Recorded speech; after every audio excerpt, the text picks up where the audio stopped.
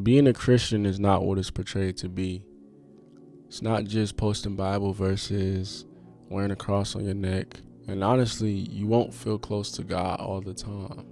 Nobody talks about the struggle, the days you really don't want to do nothing, but you still decide to build your relationship with God anyway. Even at 16, through teaching the youth and, going through a spiritual battle myself, I've learned that being a Christian is deeper than what people think. A lot of people think that if they don't feel God, then they're failing. But you won't always feel uppity, There's going to be times when you don't feel close to God at all. There's going to be times you don't feel motivated. But the Bible says, walk by faith and not by sight. And faith isn't built only on emotions.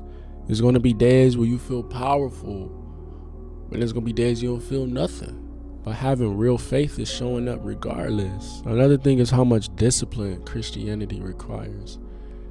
In Luke chapter 9 verse 23, I believe, says, if you want to be my follower, you have to take up your cross daily. You must give up your own way. So yeah, you have to pray even when you don't feel like it. You have to remove distractions. You have to choose God privately on your own time. And you have to stay consistent. It's a lot of discipline required, but at the same time, it's not just about performance.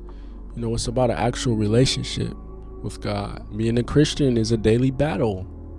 You deal with temptation, distractions, mental battles, sometimes even loneliness. There are days when your flesh wants one thing, but God is calling you for something else.